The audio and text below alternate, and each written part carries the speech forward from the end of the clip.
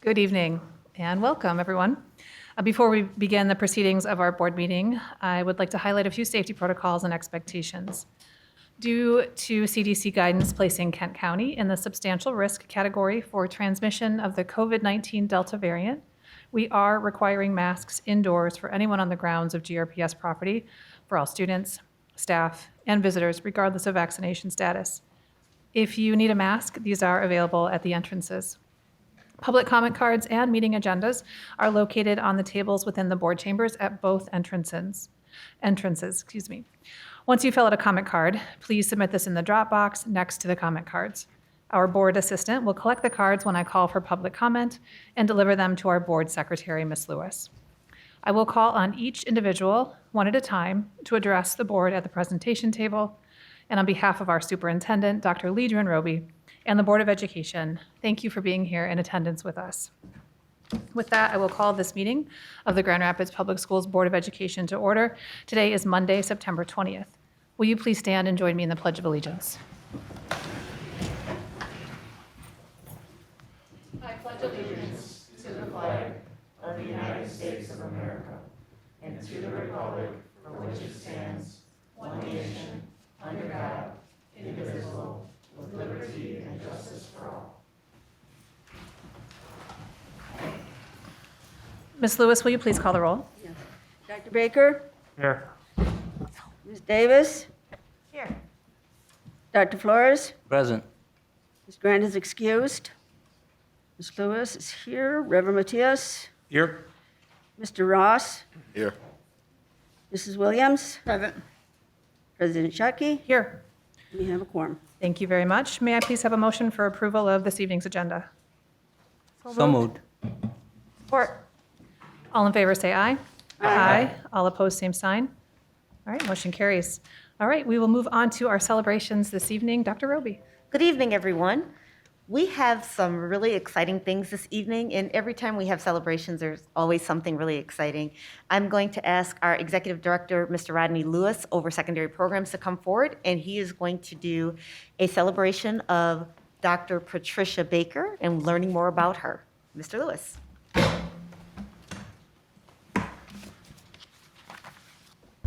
Good evening, President Shockey, Dr. Roby, Superintendent Roby, distinguished members of the board. I'd like to bring to you tonight Ms. Pat Baker. Ms. Pat Baker is a legend in Grand Rapids Public Schools as well as in the field of education. She is entering her 50th year of employment as an educator, all with GRPS.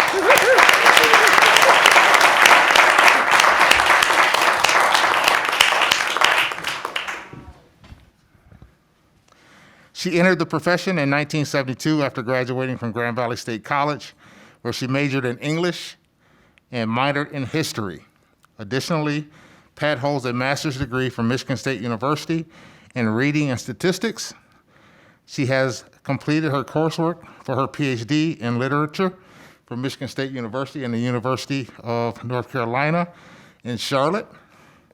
After graduating from Grand Valley, she spent 36 years educating students at Central High School as an English teacher. In 2008, she moved to Union High School, where she continues to educate our children on a daily basis in the area of English.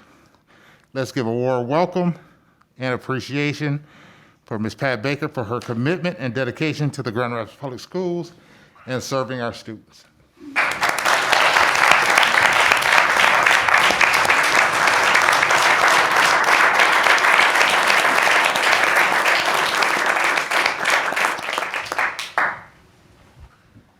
I will keep this short, which I'm sure would surprise some of my students. I would like to, this has been an enjoyable career. I have loved the students that I've worked with, and I think that they, each and every one of them, need an advocate for the talent and what they can achieve. They're the smartest, best kids the city has to offer. They lack some of the resources that other students have in other districts, but they don't lack the heart and the intelligence and the abilities. And I am proud to have worked with them for 50 years. Thank you.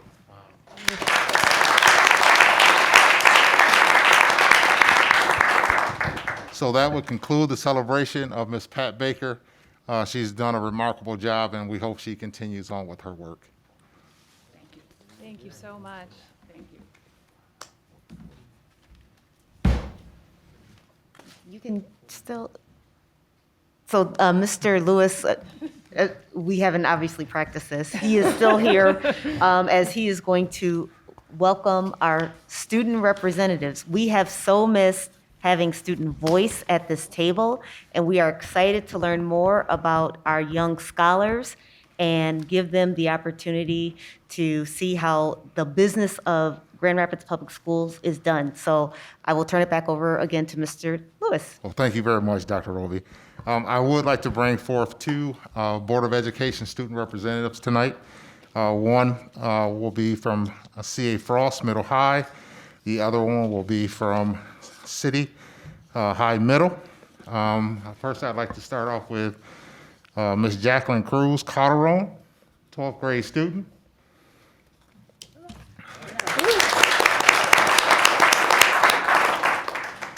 Ms. Calderon is a senior at C.A. Frost Science Middle High School. She is the oldest of 4 children. 2 of her siblings attend C.A. Frost. Ms. Calderon has been at C.A. Frost since 9th grade and holds a high GPA. She will be the first in her family to attend college. She has applied to the University of Michigan and hopes to pursue a career as a trauma surgeon. At C.A. Frost, Ms. Calderon is a member of the Frost Welcome Committee. Last year, she participated as a speaker at the Kids Speak conference. Outside of school, she is a Sunday school teacher, attends the Boys and Girls Club of Grand Rapids, and volunteers at Tabitha's Closet, a clothing donation organization in Grand Rapids. Ms. Cruz Calderon also works during the week at Skilled Nursing Home in Wyoming. Ms. Calderon, would you like to say a couple words? I just wanted to thank you all for this opportunity, and I hope to really be able to put my, not my opinion, but like my voice out there so that you guys can see the students' perspective. Thank you. Wonderful, thank you. Luca Chisholm is a senior at City High Middle School. Mr. Chisholm has been a GRPS student since kindergarten, attending C.A. Frost, Blandford School, and finally City High Middle. Mr. Chisholm is a Native American and is affiliated with both the Little Traverse Bay Band, Odawa, and the Muskogee Creek of Oklahoma. He is the co-president of the city's high school senior class and is the captain of the Union High School cross-country team. In his free time, he likes to run, play guitar, and read. After high school, Mr. Chisholm plans to go to a top university and double major in philosophy and history and pursue a career in journalism. Mr. Chisholm, would you like to say a few words? I want to thank the board for this opportunity to be here, and hopefully, as Jackie was saying as well, I can be a voice for the collective GRPS student body, especially as we move forward with the upcoming GRPS strategic planning. So, yeah, thank you. Wonderful. And that was their first event. They got to participate last week in the strategic planning process. And I heard nothing but good things from these two, but also the other student council members. I do want to recognize the principals for both of these individuals. Mr. Hubbard is here with us, as well as Mr. Lundvik. So thank you. That concludes my celebrations tonight. Thank you, and welcome, students. Like Dr. Roby said, we are just so grateful. We've been missing you, and it is so good to have you here to share your voice and to share what's going on in the district. You are why we are here. You are who we serve, and welcome. Okay, well, next is reports of the student reps. I don't know, are you ready to give reports already? Nope. Okay, no problem. Next time. And you're on. No problem. All right, public comment for board agenda items. I do not see anything yet. Ms. Anderson's going to check for us, so just a moment here.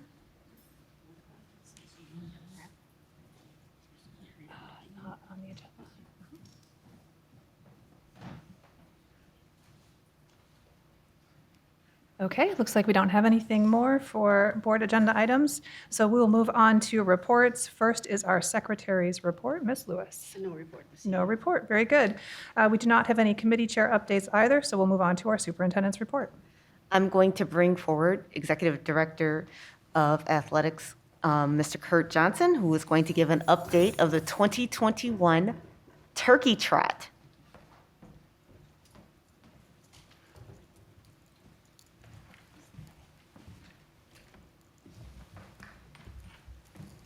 High levels of student engagement is what we need on this journey.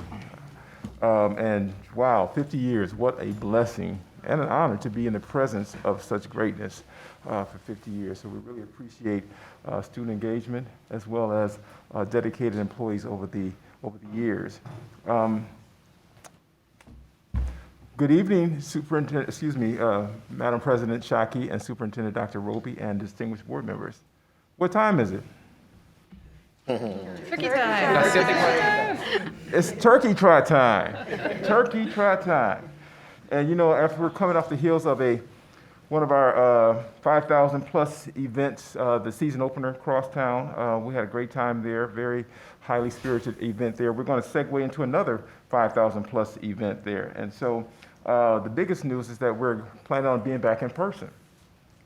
And we're thrilled about that gathering there, being able to do that. And it's especially fitting as we celebrate the 150th year of Grand Rapids Public Schools. You know, last year, in light of the pandemic, there were a lot of restrictions, and so we had to flip the race to be 100% virtual. And this year, while we're excited to be back in person, we're still going to have that virtual option still present there for those who are unable to attend.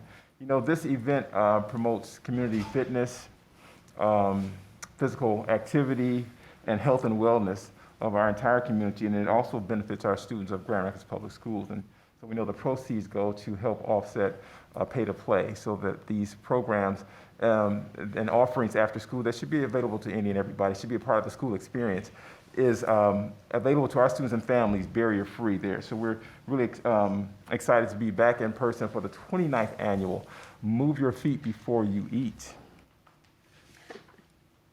Again, as I said, you know, we're back in person, and so we'll be there Thanksgiving Day morning, 8 a.m. start time outside the Van Andel Arena. We're back there at our headquarters there, our old stomping grounds there.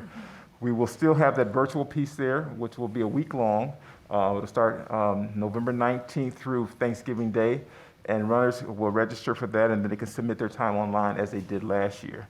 As always, Grand Rapids Public School students will participate free there, and we will also have a 1K for those who are 12 and under who will participate in what we call the mini trot there.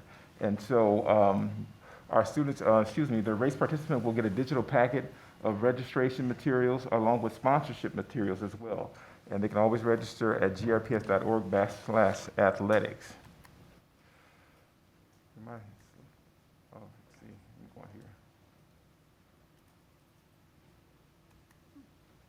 Going in the right direction here. All right.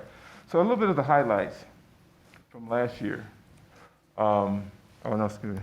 Go here. I want to skip over too quickly here. Before I move on, I want to acknowledge our title and presenting sponsor, who's here with us this afternoon, Jessica Iloff of Blue Care Network, which is a subsidiary or part of the Blue Cross Blue Shield family, along with Michael Huff, who is the current chair of the Great Sports, Great Kids Advisory Committee there. So I'm going to turn over to Jessica for a few words. Hi, everybody. So great to be able to be here with you tonight and express our just great appreciation for being part of this wonderful event every year. You know, Blue Cross really honors our partnerships within the community and building healthy communities, especially, you know, building those building blocks for kids at an early age. It's just so great that they learn how to be active and healthy at an early age, and then it carries on throughout their whole life. So that's one of the reasons why we're just so thrilled and excited to be part of this again this year. So, see that, Mike? And thank you, board members, for inviting me to attend tonight as well. This is a great community event. I started running it 19 years ago and have seen it grown from a small race at Calvin College to a race that engages over 5,000 community members on Thanksgiving morning. And this has always been a goal of what we do from Great Sports through supporting K-8 athletes in Grand Rapids Public Schools. We want that to be something that's supported by the entire community. And Kurt's team has done a great job of building this out. We appreciate the support from Blue Cross and the ability of everybody who's involved to really make this a sustainable event that allows us to continue our mission of supporting K-8 athletics in Grand Rapids Public Schools on an annual basis. Thank you. When we started this journey, we had about 236 runners, and so we're now well over 4,000. Let's go highlights a little bit about last year. So here's a slide that shows 2019, pre-pandemic. We had over 4,000 participants, 22 sponsors, and these are sponsorship dollars, $51,500 there. So last year when we went completely virtual, we had a little over 1,600, but we still held on to 19 sponsors and still brought in $50,970. So we only fell short by $530 by flipping virtual and with less runners there. So it shows that people are really connected to the race. They really support it. They're with us through thick and thin, ups and downs, ins and outs. They're our ride to die sponsors there. And so we really appreciate that. And we're expecting more of that engagement to continue for the race this year. Here's a look at some of the sponsors that have been on this journey with us. And some of the logos that you'll be very familiar with and recognize as we continue to build on this list here and do more for that. So our sponsorship outreach will continue, and we'll continue to cultivate and grow that there, along with the support of the foundation and their work with sponsors as well. So now we're talking about 2021. So bring it on. So with 2021, right now we have just about 350 runners registered with no promotion, which is great. We're ahead of schedule in terms of registrations there. So we're really thankful and pleased about that and excited about that. And so, and that's due to because we always offer early bird special as soon as the race is over with during the same year. So keep in mind that next year we're going to be working on the 30th anniversary. So Turkey Trot turns 30. So here are some of the participation strategies and areas where we promote and try to grow the participation, whether it's through sponsorship and participation. So digital marketing, student outreach, GRPS alum, sponsors, involvement, community partners, and social media campaigns, And we work diligently and very closely with John in communications with Javier and Caitlin, who also helps grow that digital media footprint that we like to have there. Again, more sponsorship outreach is what we will focus on, and donations. So those who can't actually physically or are not available to participate will still have an opportunity to contribute to the cause there by donating. Social media footprint, again, work with communications and Seaforth PR, who really have helped us solidify a footprint on there. So people are now looking forward to seeing things about Turkey Trot once we make the announcement there. And we ask them to go to their social media networks and pages and share things there. And so we do things through the schools as well there. We also kind of look at our creative outreach by doing Facebook Lives, Michigan Sports Radio halftime shows there, and then also interviewing some of the people who've been on this journey with us. So we have one of our teachers, PE teachers, Kristen Bambisky, who has been to all of the meets, all of the events, all 28 of them, and has T-shirts to prove it.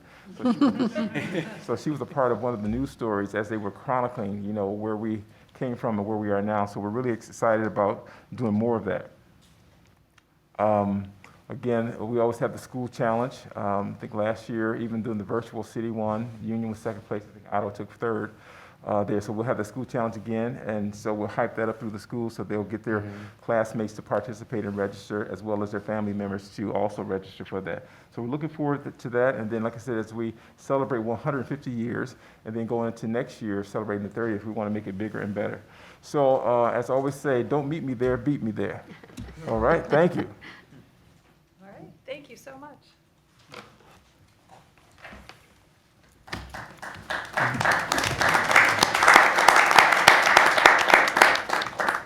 Shout out to Turkey Tom in the back there too. Woo. Thanks for coming to the board meeting. Tina, the turkey, excuse me. Public comment, maybe? Yeah, public comment, yeah. Our next report will be our strategic planning update. Mrs.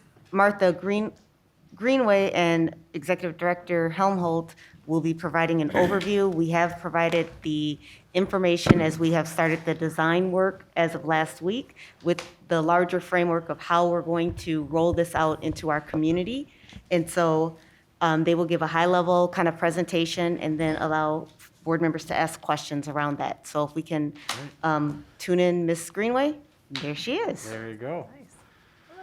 I will just kind of kick it off, and again, to remind all of the audience members and those who will be watching this that we have contracted with Greenway Consulting Group to conduct our strategic planning process. As Ms. Greenway will show, this is an iterative process. We are just kind of wrapped up phase 1, which is part of the data collection, of which will be ongoing input throughout this. We just completed the design session with more than 120 individuals representing a diverse group of stakeholders, from internal students and staff to external parents, guardians, partners, foundations, business community, and so many more. The next step is to now take this draft strategic plan framework that Martha's going to talk about out to the community, and I'll get into more of those details after she's done. So I'll just turn it over to you, Martha, to take it away. Hold on. You're Can't on hear you, mute. Martha. No, I'm not muted. Is that better? Yeah. All right, great. Well, good evening, board members, Superintendent Roby, and members of the public. It's an opportunity, wonderful opportunity to provide an update on our strategic planning process. I'm just going to start the presentation.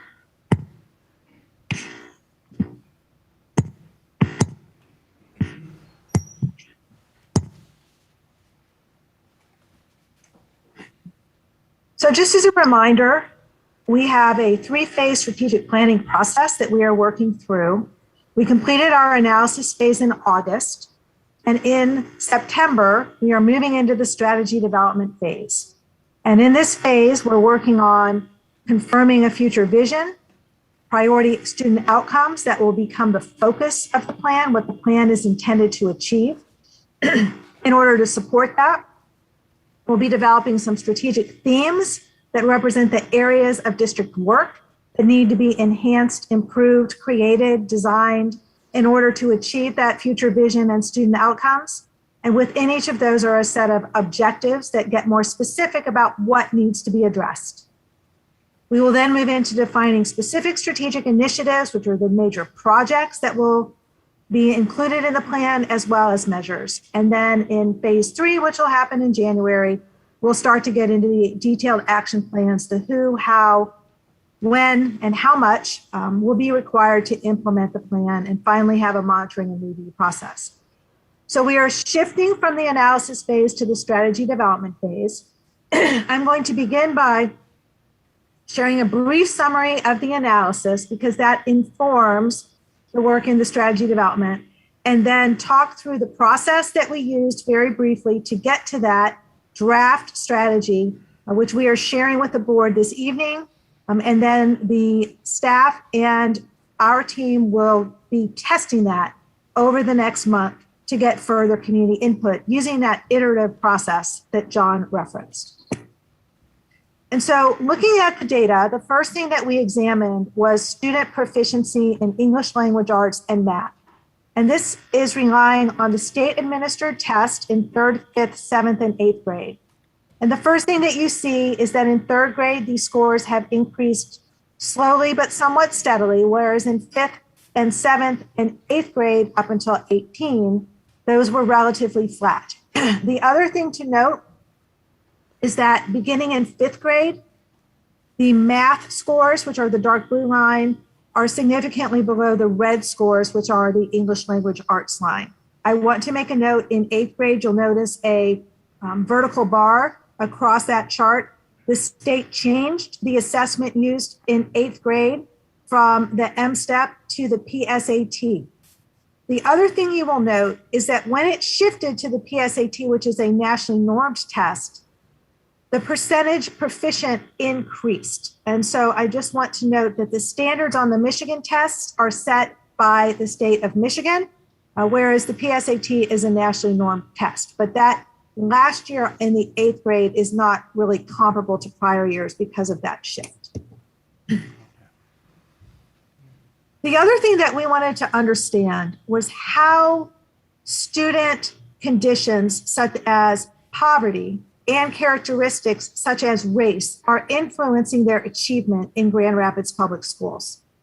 And so because these things are interrelated and students in different racial and ethnic groups are not equally experiencing poverty, in this series of slides I'm going to show, we're separating out the effects of poverty from race and ethnicity. And so the indicator we're using here for economically disadvantaged are students who are participating in the free or reduced lunch program.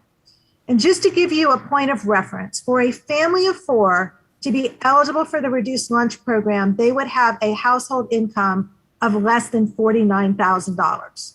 So that's the reference point that we're looking at. So when we look at this slide at only students who are economically disadvantaged participating in free or reduced lunch, we still see a gap based on race and ethnicity, with our Asian students and our white students performing significantly higher than students in other race and ethnic groups. When we look at this same data, and this is English language arts, for only those students who are not economically disadvantaged, the same phenomenon continues. So while the scores overall are higher, they are still substantially lower for the African American, Hispanic, and Native American students than they are for others. And so on this slide, you can see that the striped bars are consistently higher than the solid ones, meaning that economic disadvantage does play a significant role in achievement. But you can see how much lower the bars for your African American, Hispanic, and Native American students are, regardless of income status. You see the exact same pattern when we look at math, although please note how much lower the African American scores are, regardless of income. So of economically disadvantaged students, 6.8% of all of your students in grades 3 through 7 were proficient or advanced. And when we look at students who are not economically disadvantaged, only 11% of the African American students were proficient or advanced in math. For this, we did combine grades 3 through 7 together just to ensure that we had enough students in each group to reliably present the data. We're now shifting up in a student's time period to look at SAT scores. We see that in both reading, writing, and math, the SAT scores have been fairly flat. You will also note that the dark blue line, which are white students, is higher on the SAT than any other racial or ethnic group of students. The graduation rates, as you well know, have increased steadily for all student groups, including those who are economically disadvantaged and students with disabilities. The students with disabilities are significantly below other students, but they have seen very steady progress since 2015-16. This is something that's noted by your stakeholders and clearly that you should be proud of.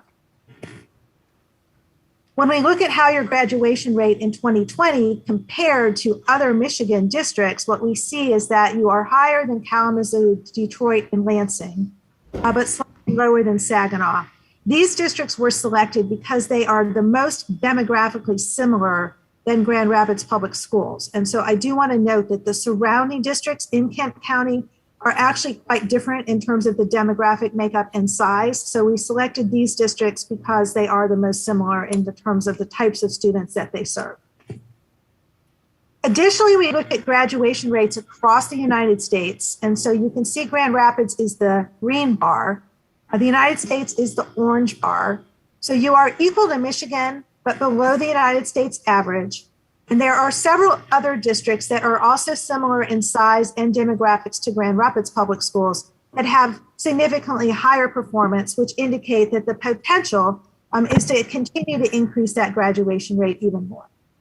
And so next we're going to move to what happens with your students when they leave high school.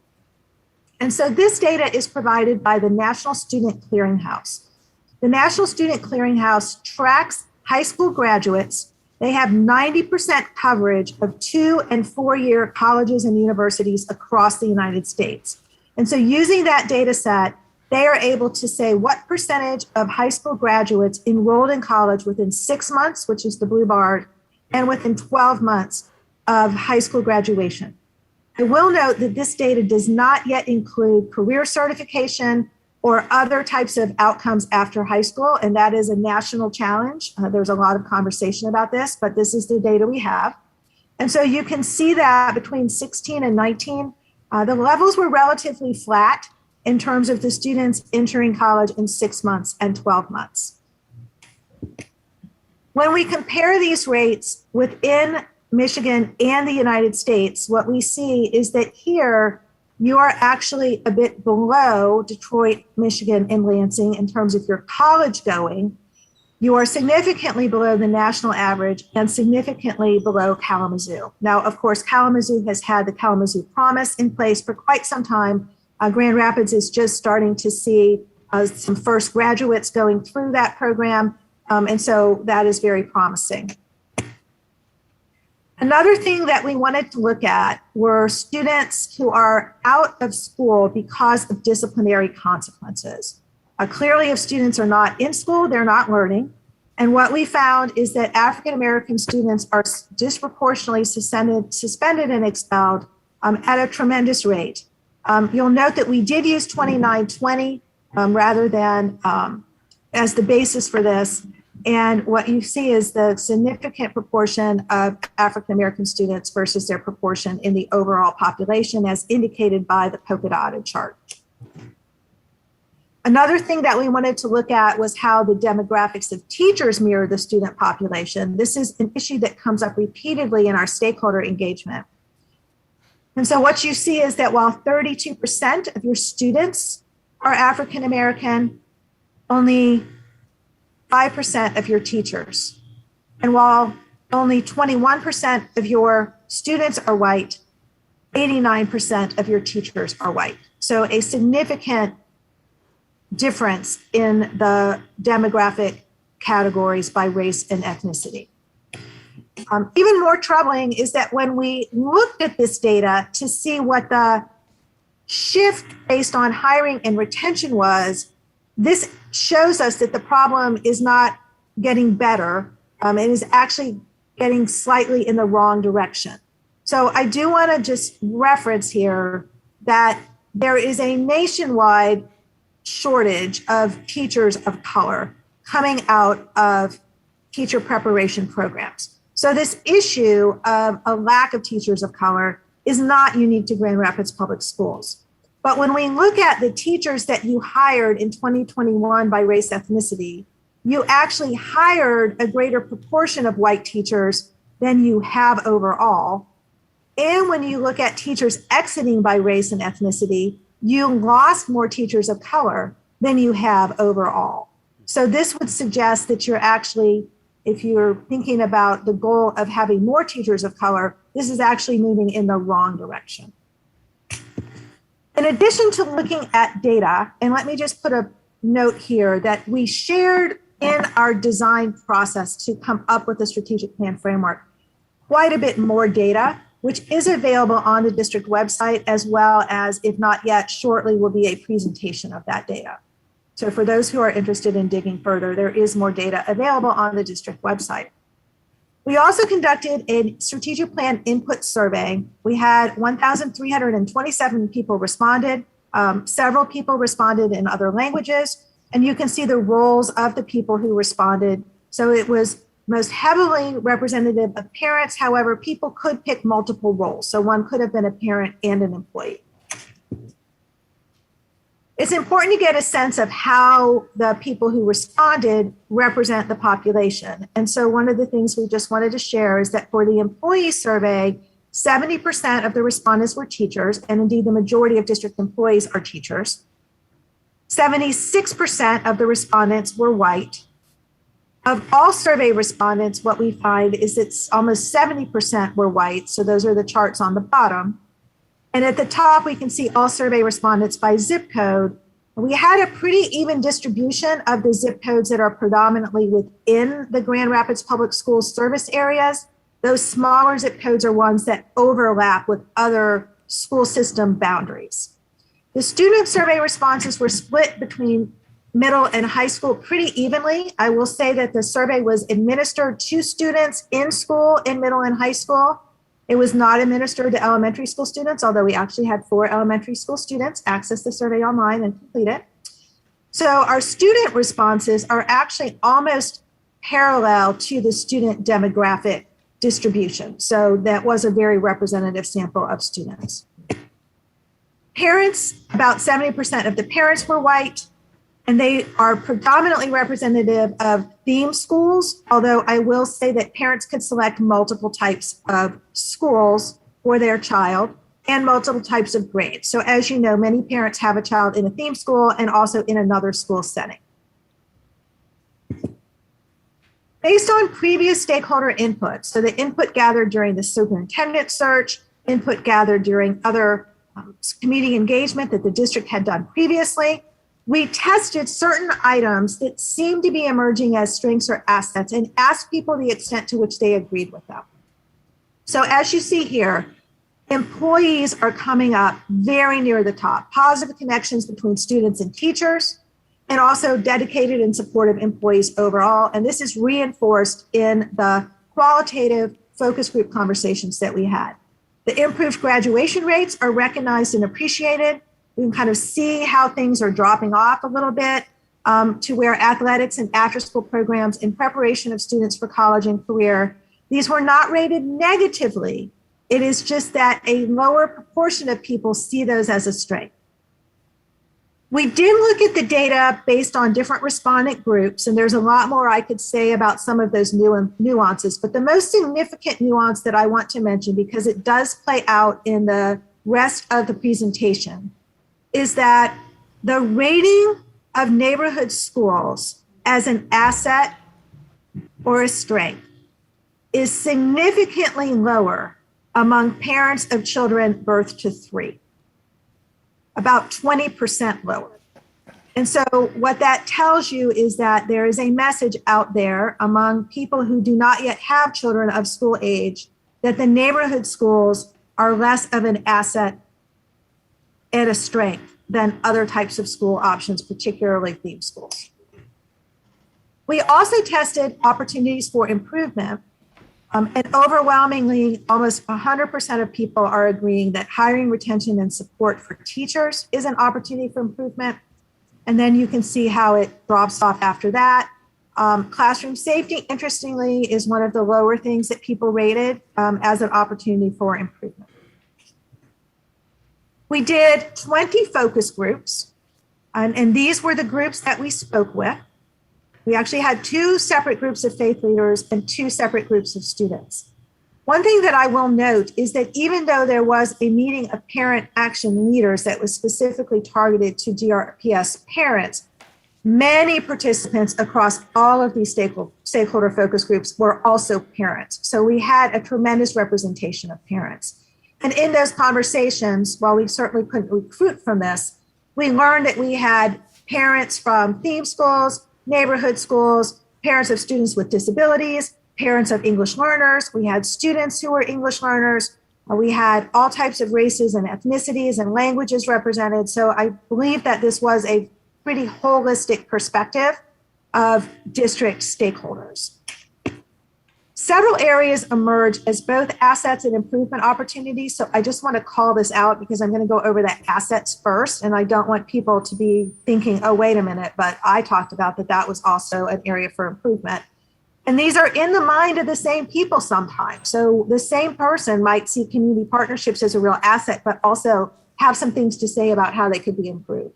So community partnerships, diversity, school choice programs, parent engagement, and facilities are things that you're going to see are appearing on both sides of this equation. So in terms of key assets of the district, this is a high-level summary. Community partnerships were among the most frequent things mentioned, which is somewhat parallel with community pride and support. So a sense that the community as a whole wants Grand Rapids Public Schools to succeed. and has a vested interest in that. And so partners across the spectrum, from higher education to business to philanthropy, are really invested in making sure that the district students are successful. And there are a tremendous number of faith-based and nonprofit partners that are helping support students with non-academic and academic needs.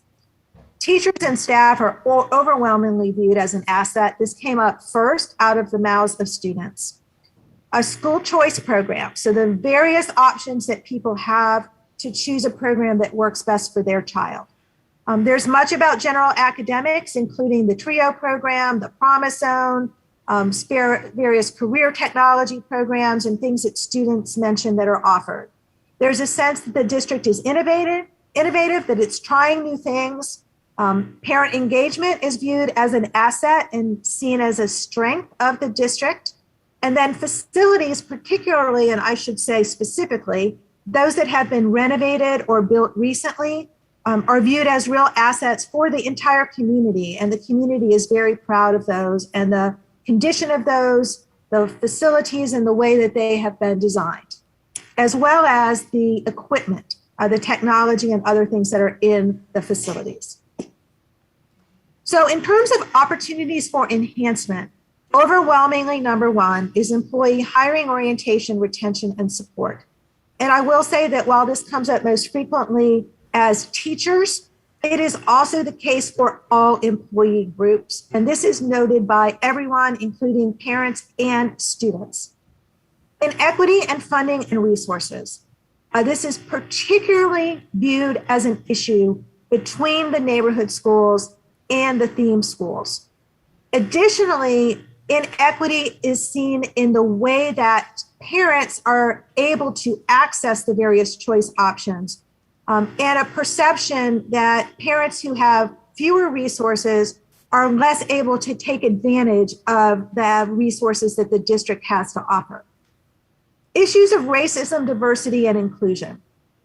And there is a sense that the theme school model, and I'm just going to say this the way that it was stated to us, that there are elements of a white supremacy mindset in this notion that comes along with the theme schools of exclusion, of higher academics and rigor and higher levels of academic focus over and above other types of student needs.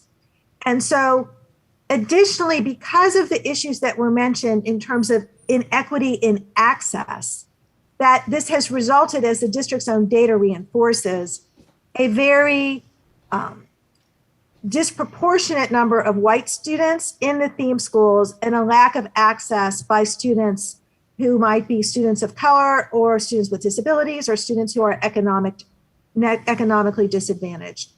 However, students also talk about the lack of ability to have honest conversations about race in their schools, the lack of cultural inclusion in the materials and resources that they're studying. And so those are all issues that people bring up when talking about opportunities to improve the district. Barriers to student success, there's a variety of things that are in this category. I will say transportation, or more specifically, the lack thereof, as a barrier to student success, as well as disruptions to instruction around things like disciplinary consequences or discipline and disruption in the classroom.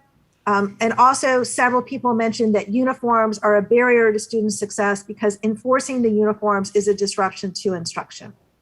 The perception of the two-tiered system really goes back to this notion of the neighborhood schools being a lesser choice than the theme schools, and that the way the district markets the theme schools implies that this is the thing that one should go after, and this is where the excitement happens, and the neighborhood schools is really the default if there is not an opportunity for you to go to another choice. Parent engagement, clearly there is viewed as an opportunity for improvement in that, particularly among speakers of languages other than English, parents of students with disabilities, parents who lack transportation, and who might be in otherwise more disenfranchised or communities that might not have as much formal power and influence. Defining student success. This is a two-edged really conversation where some people feeling that an emphasis on test scores and traditional measures of academic progress are not valuing holistic talents of students. But on the other hand, business representatives and college representatives are saying that we need to look beyond graduation rates to ensure that other markers of student success are lining up, including the state tests, which do indicate students' readiness for their future. College and career preparation, lots of ideas about additional career pathway support, additional support for students in making college choices and being prepared for college.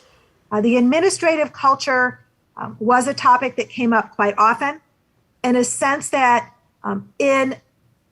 and first, I do need to just say that everyone understands that the safety of students has to be protected and that there have to be guardrails around who's interacting in our schools, who's accessing the schools, and that the district is a steward of public funds. And so there have to be rules and role and procedures in place. However, many people expressed that there seems to be a reliance on rules and procedures, sometimes at the expense of what is best for students and the community. And that in some cases, there is a very short-term focus on following an immediate rule or a short-term financial advantage versus what might be a better long-term investment or a partnership that might be worth a little extra effort in terms of trying to figure out how to do it. In terms of partnerships, there's some related comments here. And one of them was that where partnerships are successful, they're often based on an individual relationship rather than a systemic commitment to honoring partnerships, streamlining processes for partnerships, and ensuring that as many organizations as possible are available to support student success. And these challenges to partnerships were brought up in a way that people said that they are experiencing barriers with Grand Rapids Public Schools that they don't experience in their partnerships with other districts. So these are some things that kind of play out in terms of opportunities for enhancement. So what did we do with all of this? So all of this was presented and more to a very representative and inclusive group of stakeholders. We had over 100 people participate in a design session, including your students. And I just want to put a plug in here that we asked people at the end of the session what they most like about the session, what they would change, and a question or concern they still had. But the most frequent thing that the adults said they liked about the session was the opportunity to hear directly from students. So congratulations to you all for making sure so many students were included. And thank you to the students for giving your time and energy and expressing your perceptions, because it made a big difference in these sessions. So we went through a facilitative process to ask people to identify the student priority outcomes that this indicates needed to be the priority in the strategic plan. And then to identify the areas of work within the district that were the most critical to create, improve, redesign, enhance in order to achieve those priority student outcomes. And so that's what I'm going to share with you now. And just for clarity, this is the draft. And our next step is to go out and test this broadly with as many stakeholders as we can. We also are aligning this with the district equity vision statement, and this will be part of our stakeholder feedback also. This has been developed through an inclusive process by district staff, working with a consultant, and this was tested in our session. I will say that it is receiving overwhelmingly positive response, but we want to make sure that the work of the strategic plan aligns squarely with the vision of where the district is headed. So in the draft strategic plan framework, several priority outcomes emerge. These are not in order of priority. The priority outcomes are not in order of priority. They are loosely in the order of student sequence in their educational experience. So increasing literacy proficiency and increasing math proficiency, I think as the data show, those have been relatively flat, whether we're looking at the SAT or whether we're looking at the state assessment. To reduce the academic disparities for Black and Latino students. And so just specifically calling out that regardless of income level, where Black and Latino students are achieving at much lower rates. And this requires direct and targeted intervention. Reduce Black students' exclusionary discipline. If they are not in school, they are not learning. Increase student empowerment, belonging, and agency. So this has to do with the school culture and also student support for non-academic needs. And then increasing successful transitions from high school to college and career. And so this is not about a broader purpose or mission of the district to ensure students are college and career ready. This is really talking about, as students exit high school, ensuring that they are prepared for and successful in that thing that they are going to do next. And so within our strategic themes, the first one then is to meet the holistic student needs, recognizing that students need support that is both academic and non-academic, and that the district cannot do this alone. So increase student engagement and influence, which has to do with student voice. We heard a lot about that. Empowering families to support student needs, and then expanding direct supports and services aligned to students' academic and non-academic. This would include supports and services that the district would provide directly, as well as partnerships. Strategic theme 2 is to optimize and value all school options. And so there's one objective here, but it is significant, and there are many aspects where this objective needs to be addressed. And so this is ensure all GRPS schools are valued options for families. The problem to be solved is not ensuring greater access to the theme schools, although that is certainly important, but it is to ensure that no matter what school a GRPS student attends, it is excellent and it is valued, that it is a place where students and families want to be. Strategic theme 3 is around ensuring equitable access and outcomes. So creating equitable systems to distribute resources to schools based on student needs. We heard a lot in the area around inequitable distribution of resources that district formulas and funding processes do not sufficiently take into account the differing needs of students across schools, and that those need to be targeted based on student needs and not uniformly distributed. And that the district needs to incorporate anti-racist and inclusionary practices that advance student participation in programs and opportunities. There are too many instances where students are excluded because of systemic practices that are making it difficult for them to gain access and participate. Strategic theme 4 is to enhance curriculum and program opportunities. So this first one is to ensure that all students experience an aligned, culturally responsive curriculum at or above grade level.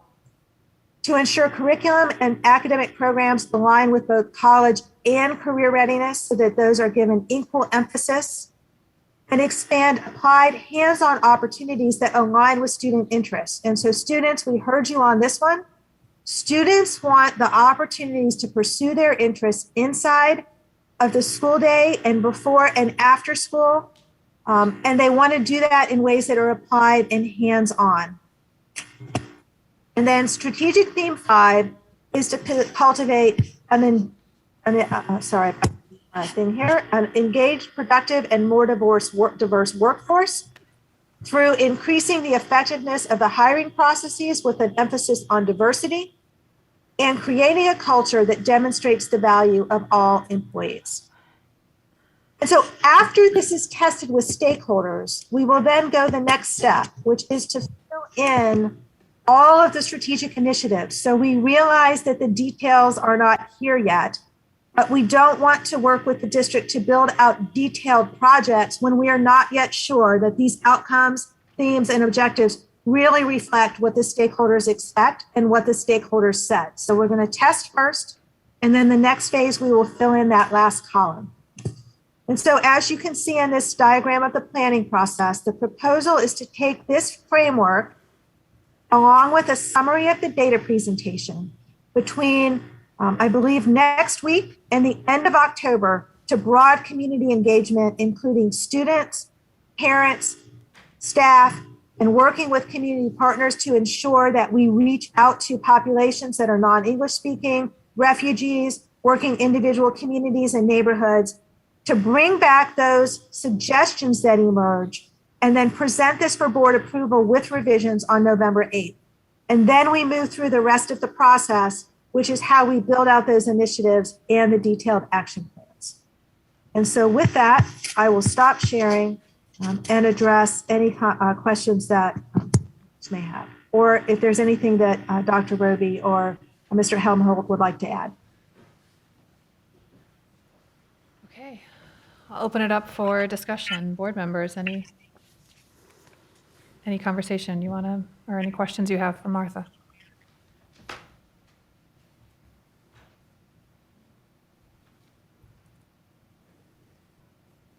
Just a quick question on this.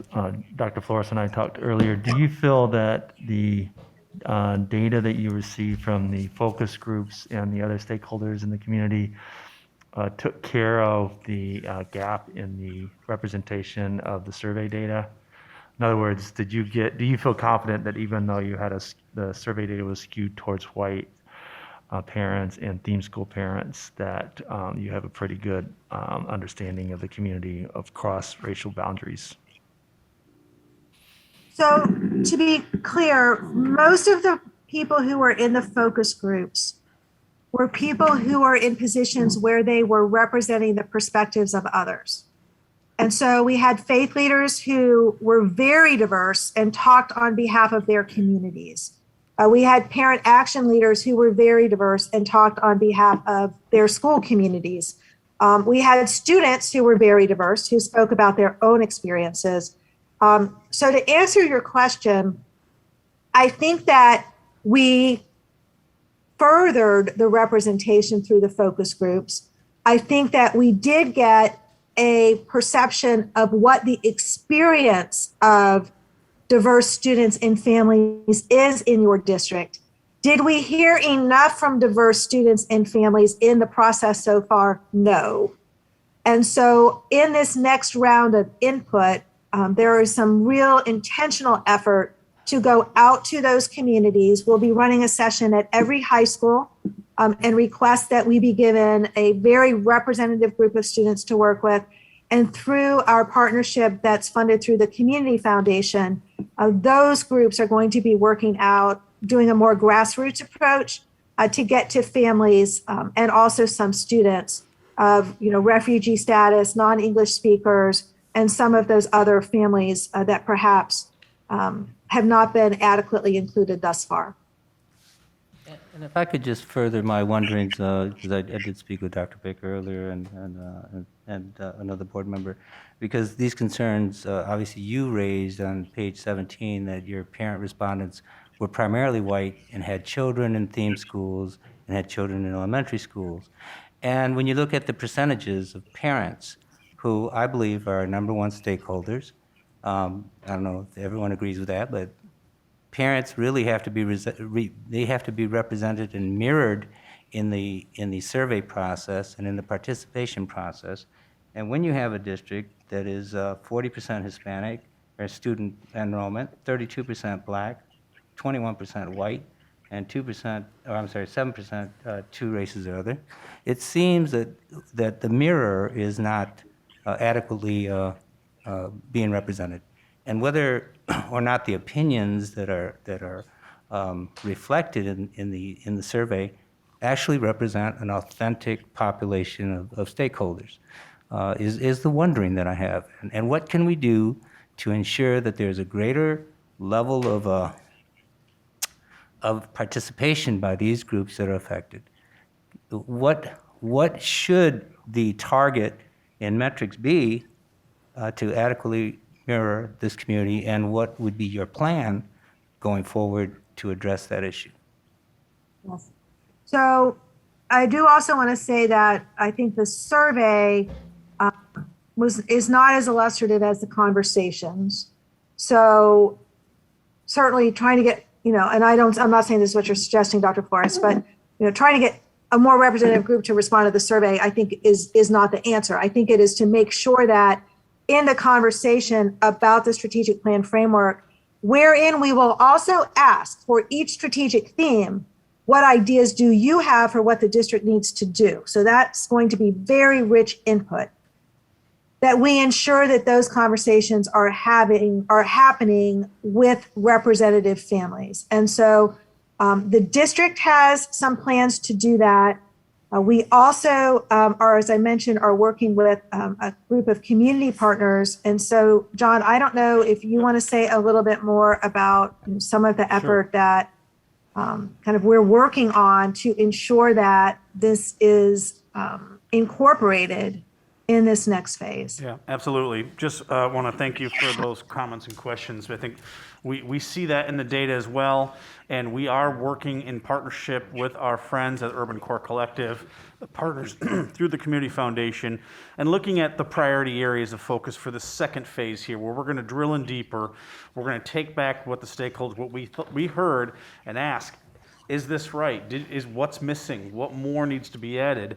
And that includes partnering with a more targeted engagement, looking at students in neighborhood schools, special needs families, English learner families, refugees, migrants, students who've experienced school discipline, and families that left the district. And so while many of that was captured in the targeted audiences, both with how we communicated the surveys and the focus groups and the groups they represent, we're going to drill in deeper, and we are going to do a very targeted approach to ensure those voices are intentionally and authentically engaged.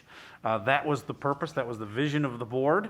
I think that's the vision of the district and our partners who are working alongside us.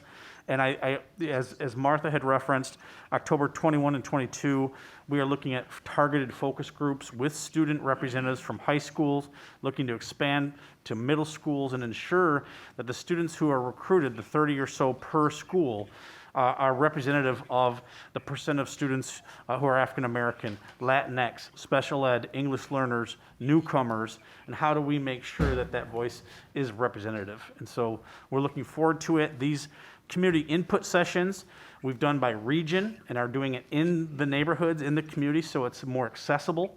As many of you may have seen, we've already made changes to these sessions based on the feedback, so we changed the times so they're more accessible for staff to get to at the end of the school day, also more accessible for families to get home, get some dinner, and then come out to their neighborhood school. We also added a virtual session. We'll have childcare provided, interpreters in Spanish, Swahili, and Kinyarwanda at every one of those community input sessions. And then we are also asking our community partners to host their own input sessions. So this is kind of a train the trainer. We had about 24 individuals who are trained facilitators who will participate in each of these sessions. There are other individuals that will be trained as well to participate, and that's what we'll be working closely with our community partners as well.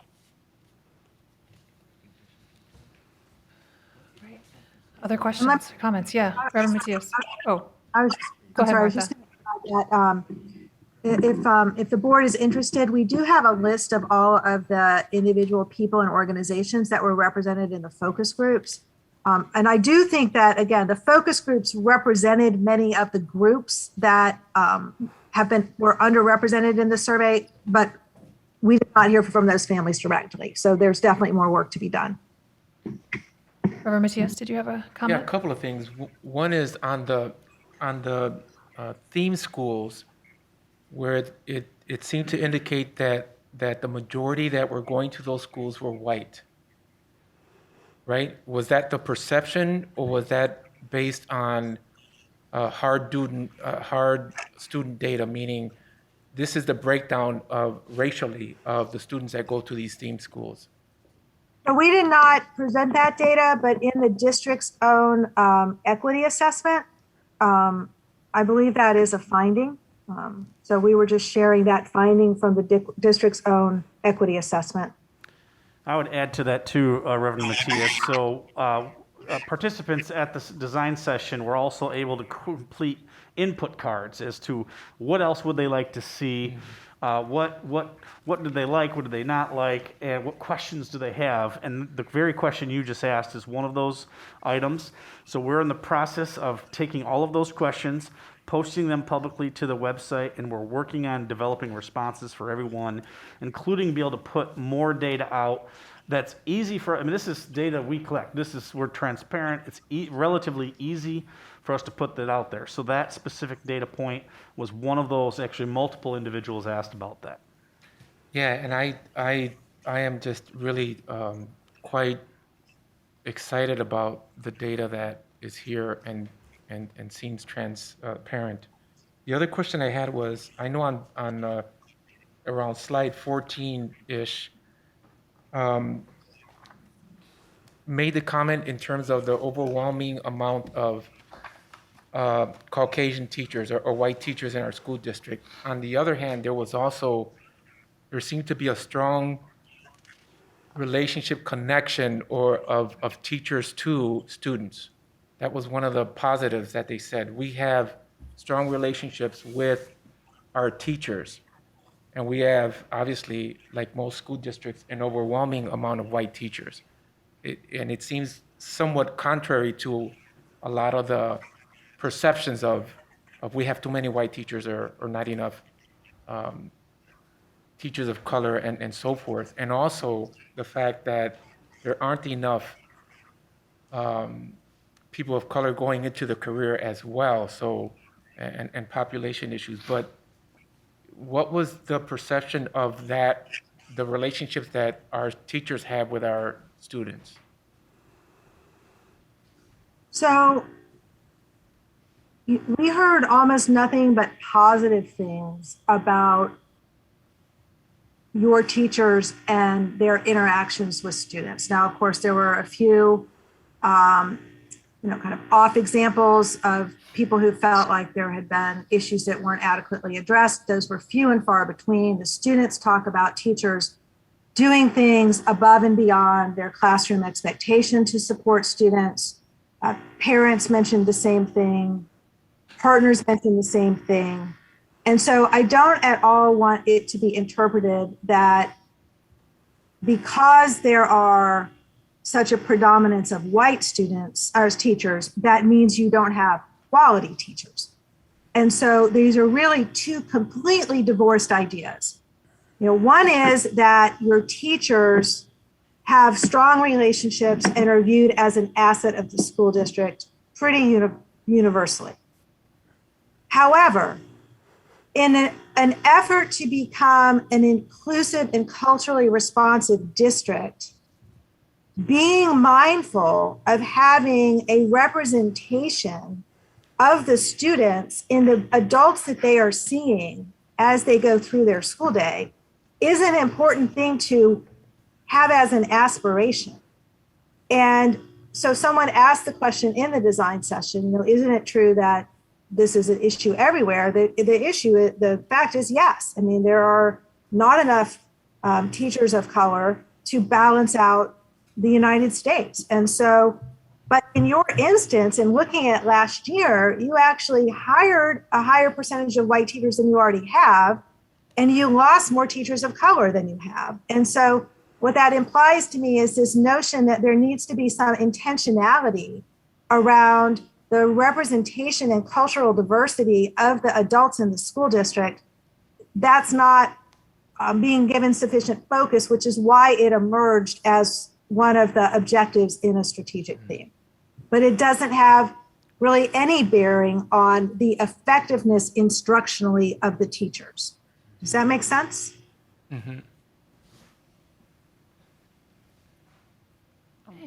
I have a question with regards to the organizations that are going to be helping reach those populations and families that have been a little harder to reach. Do we have an idea at this time of an initial plan from those organizations as to how they want to achieve that and what type of outcomes we expect from their plan? We had a preliminary conversation today at noon to kind of go over some of the feedback that we received from them. We are developing that final plan right now, and our hope is to have something, obviously, by the end of this week. We certainly, as a district, my staff and I have begun to work on what our list looks like. We, as part of the initial outreach efforts, we developed a database of 250 community-based organizations, faith-based organizations, nonprofits, membership organizations, and we started targeting them in phase 1.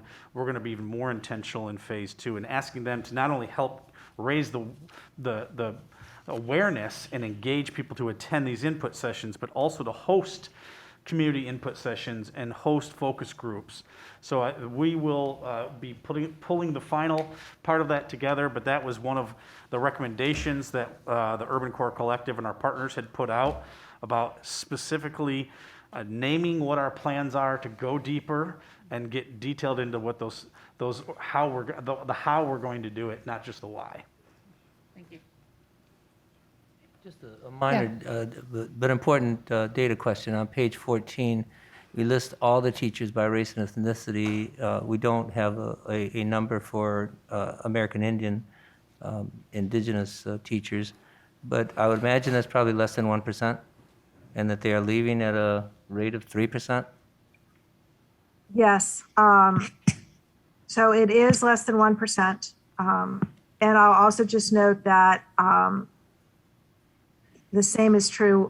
There actually are no teachers who self-reported as multiracial. That was something that Dr. Werby had questioned. Mm-hmm. But yes, it is less than 1% for the American Indian or Native American. Okay, thank you. Okay. Anything, Dr. Baker? Yeah, I Okay. want to appreciate the breadth and depth of where this is at.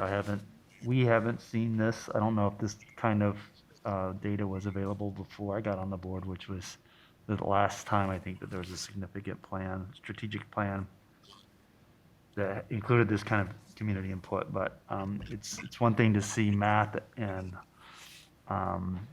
ELA proficiency on it, and we adjust that, but to see that that fixing that might be an issue of the holistic experience of the student and not just new math curriculum. I think that this is powerful, as Reverend Mattia said. It's exciting, but concerning, and it's good to have it all here for us all to work on it, meeting the community as well.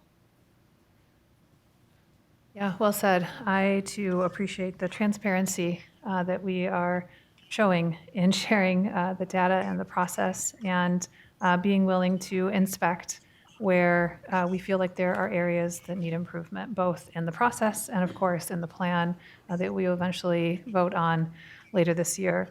I guess I would just conclude by underscoring what I'm hearing from my board members, which is that it's so important to us that the voices that are reflective of our students and families are included in this next phase. So perhaps at the strategic planning update in October, we could receive an update progress report on that so that we know before that plan comes to us in November. That sounds all right. President Shockey, I just want to add, for sake of transparency as well, the full presentation that was done at the design session that has even more detail and the further background on especially the focus group questions is on our website at grps.org/strategic-plan. There's also a video or if it's not up yet, it's going up tonight, of the actual strategic plan session that captured the full presentation by Greenway. And then the community input sessions are on there: English, Spanish, Swahili, Kinyarwanda, opportunities to engage both in person, but of course that virtual opportunity, and ways to sign up to host community input sessions or focus groups. Wonderful. Okay, thank you, Martha. Great to see you. Appreciate your update this evening. And we'll move on to our next agenda item. Oh, I'm next. You're still up. And so Mr. Helmholt will do a update on the GRPS Foundation. This one will be a little bit briefer than the last. So our friends at the GRPS Foundation are in transition. As you know, the first step now is to hire a new executive director. That job has been posted. The soft deadline is this Wednesday, the 22nd. There's a search committee that is going to begin reviewing applications this Thursday, and then interviews will happen in the next couple weeks. We're excited because the initial round of applicants is very encouraging, and we will look to go through that process, and we'll keep you updated. And then the other primary focus of the foundation right now is on Turkey Trot. So the sponsorships, the signing up for the run walk race, you will see a lot of promotions rolling out between now and Thanksgiving Day. That's all I have. The last part of my report this evening is our ESSER report.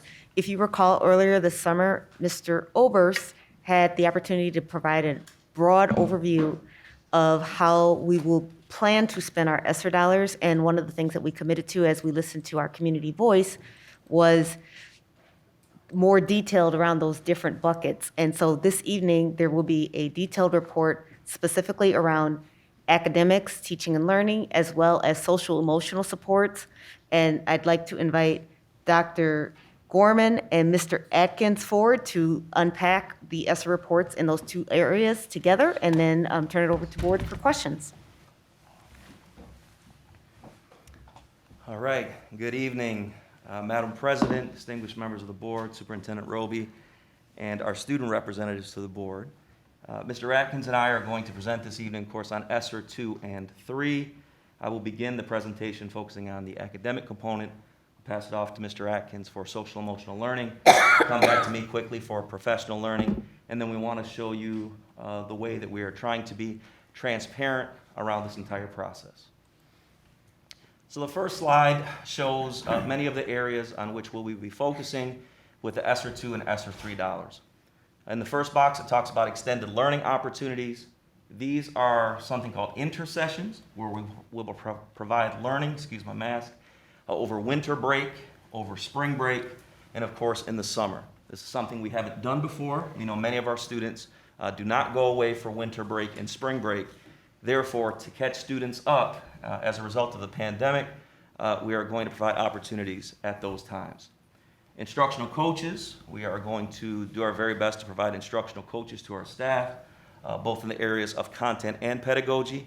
These can be master teachers who are in buildings already. These could be external organizations that specialize in supporting teachers. This could be some work that is done throughout the school day as well with colleagues. The next section is daily Tier 2 interventions.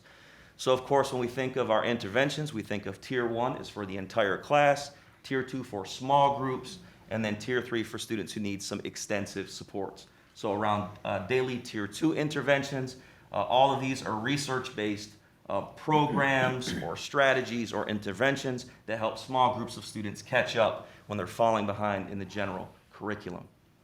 Next one is take-home libraries. So we are going to get off the ground in winter of 2022, libraries for all of our students to take home. A couple of years ago, one of our neighboring districts, the Kalamazoo Public Schools, had this initiative where every couple of months they sent home books to students so students could create their own libraries in their homes.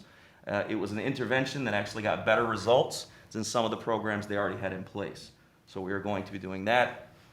Culturally relevant libraries and materials, ensuring all of our libraries across the system and all of our materials are culturally relevant, whereas students can see themselves in the text they are reading. Additional tutoring, so these are opportunities before school and after school where our current GRPS teachers can tutor their own students. These, of course, will be positions for which the teachers will receive compensation, but who better to provide tutoring than the teachers who are in the classrooms every single day. And then, of course, tutor.com, we're going to continue with that. This is 24-hour support for our students, which is done exclusively online. Next up is outdoor classrooms. We have a few outdoor classrooms in the district. These have been especially helpful during these very challenging COVID times where students can get outside, take masks off, etc. But they're also just a change of pace from being in the building. So we're going to try our very best to create more outdoor classrooms. And then, of course, more dual enrollment for our students. There is a very small group of colleges and universities right now that support our students. We want to expand that to more colleges and universities and then, of course, work-based learning opportunities for our students so they can really be career ready when they leave the Grand Rapids Public Schools. Next up, we have K through 5 social studies and science resources. This board has done a tremendous amount to approve many curricula throughout the years. We're just adding on to that here, specifically in the areas of social studies and science. These are expository texts, and we are very thankful that we're moving in that direction to ensure our teachers have the curricula that they need to be successful. Science resources, ensuring all of the labs across our school district are state-of-the-art. Continuing with those enrichment activities where learning takes place outside of the classroom, FIRST Robotics, HBCU tours, green schoolyards, and more. This could even be close-up trips. A focus on writing, specifically with social studies. Curriculum licenses. So you may be well aware that when we purchase our curricula, in many instances we do it in installment plans over a 6-year period. The ESSER dollars have allowed us to essentially wipe out those bills that we would have taken 6 years to pay off and pay for it all at once, so we have those curricula that we need. 6 through 12 Spanish curriculum. This is a complete overhaul of our Spanish curriculum in the school district. And then, of course, test preparation. Our students got behind through COVID, so we know, especially in the high school area, we just referenced SAT. We're going to need some additional supports in addition to the core curriculum and fantastic teaching and learning to boost our students up quite a bit in that particular area. Definitely, thank you, Dr. Gorman, for that. And to begin on the support side, we're starting with mental health therapists and social workers. And we're going to add seven general ed social workers and 1 mental health therapist. And this goes with support what we already have with school-based health centers, KSSN, and E3 therapists. The next piece is the SEL curriculum and supports. And so we're looking to adopt by the fall of 22 an official SEL curriculum. It may be elementary, middle, high, 2 curriculums. We're official adopting the curriculum with additional supports around SEL. With SEL, we're looking for, right now we're partnering with CASEL. CASEL stands for the Collaborative for Academic and Social and Emotional Learning. And we actually start tomorrow. So we're excited for that around consulting contracts, and then you see later around professional development. And then there will be other professional development around family and community engagement as well. Memberships and certifications. Some of this is going through making sure counselors are up to date on the ASCA model, and that's the model around what counselors do, around best practices, and then national certifications to make sure everyone's up to date on that as well. We're excited for parent action leaders, or PALs, to increase their stipend. We're targeting 40 PALs, and to ensure some of this is going to be around, the need for this is going to be around recruitment and retention and additional duties that we need to increase the PAL stipend. The next one I kind of briefly mentioned around CASEL. We did have a 2-year contract with them, which starts tomorrow, around social and emotional learning. And also, we're in talks with Attendance Works to make sure our students come to school each and every day, remove barriers. And then the next thing we did, we started with community partnerships. Byram and Fisk was one of them. We started with them, and they were neighborhood walkers to try to recruit and bring back the 850 students that we lost during the pandemic. Then we're still in talks with other community partners around this area as well. Under digital improvements, we're excited. The previous board meeting, you approved Synergy Analytics. These are data dashboards to help our staff at the building and at the district level to analyze data like you saw today in order to really do something about it. And so we're excited about that, and that's on its way.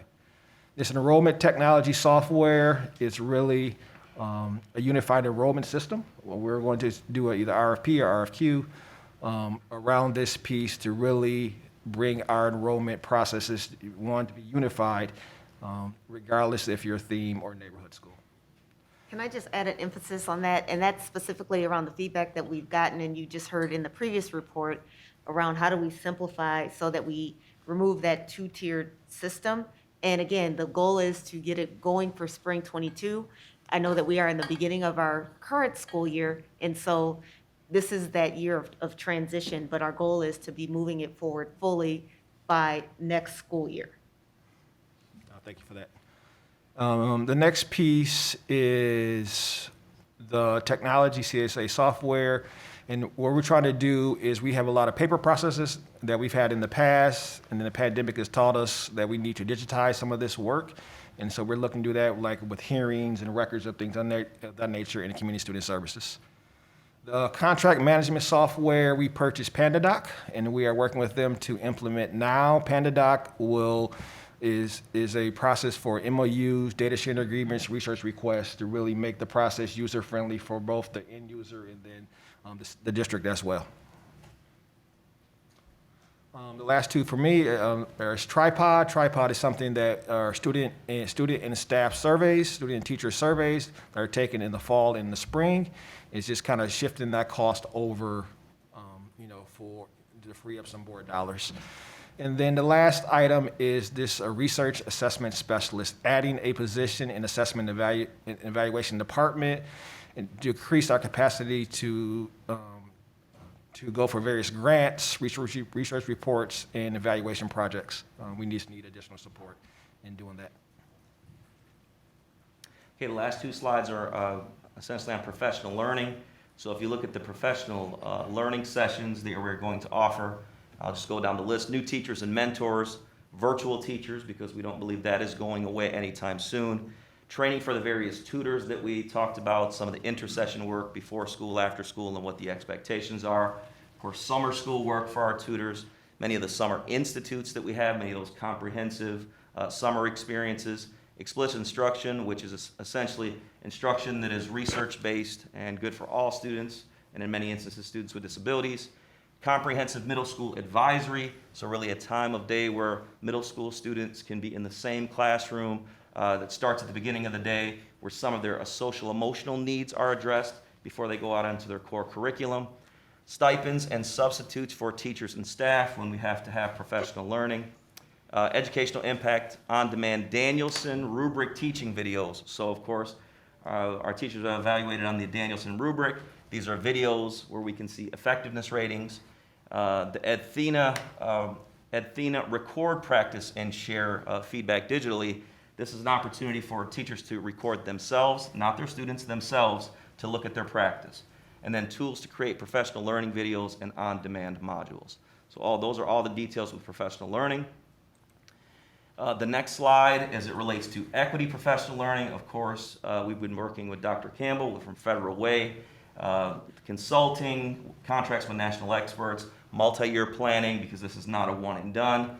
Any of the books that we are using as it relates to incorporating equity into our practice, various conferences, and then from a facilitation perspective, those district rollouts at the beginning of the year, leading the GRPS way, which is our administrators' professional learning, cabinet professional learning, Board of Education professional learning, and then of course, most importantly, building and department professional learning.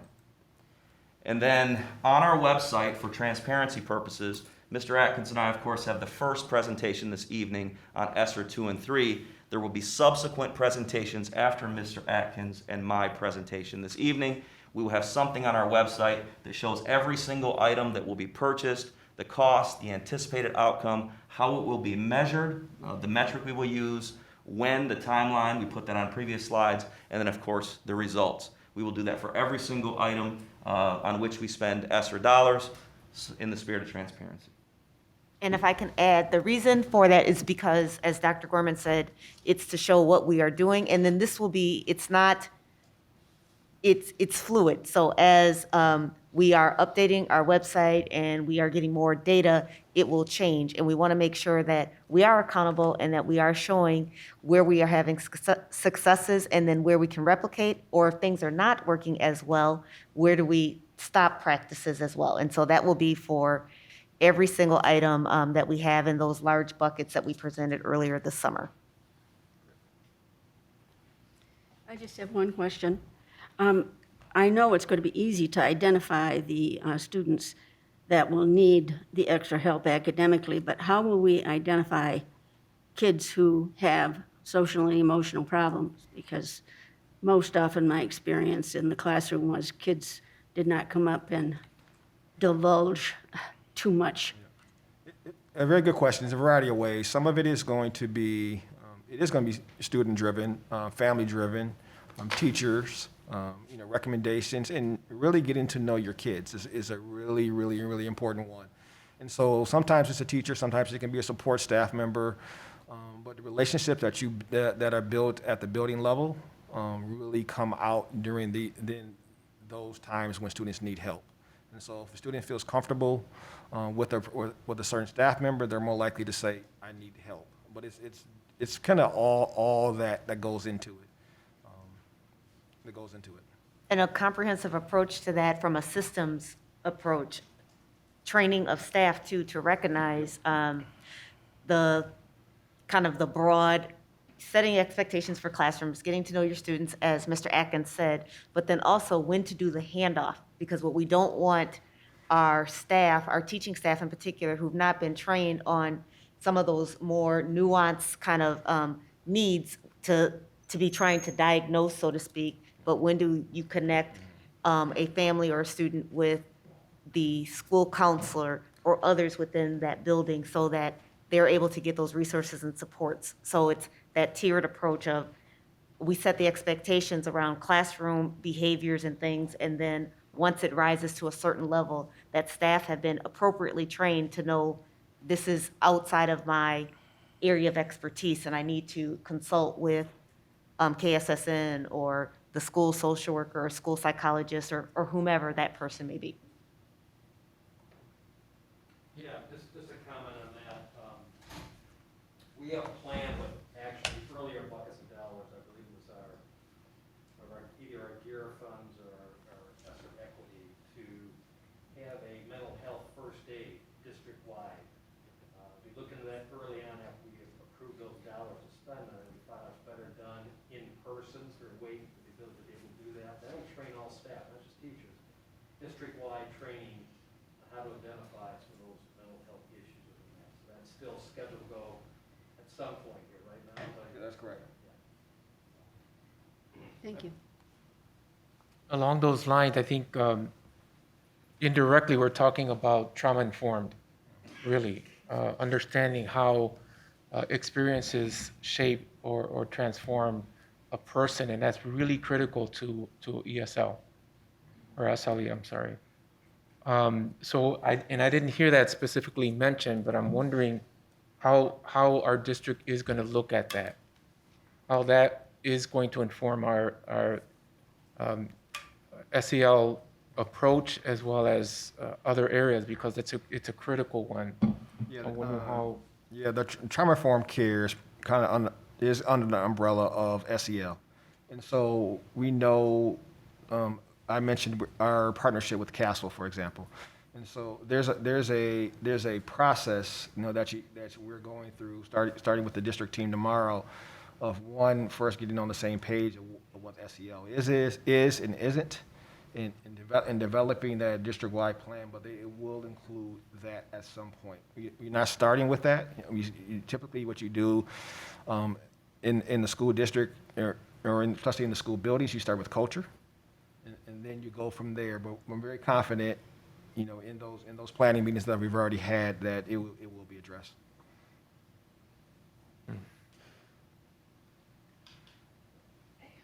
Any other feedback or questions? And there will be other presentations, correct? So these are the first couple that we're reviewing, yeah? Okay, Yes, great. our plan is to have another presentation yet this fall. It likely will be in November, and I'll let the board know what to expect in the next couple of weeks. Okay, wonderful, thank you so much. Thank you. All right, we'll move forward into our action items this evening. First is the parent advisors for special education appointments. Board members yes, welcome.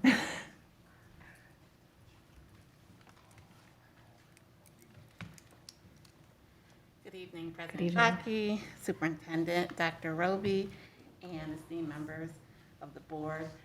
I am asking for your approval on an additional parent to represent the Grand Rapids Public Schools on the Parent Advisory Committee for Special Education, commonly referred to as PACE.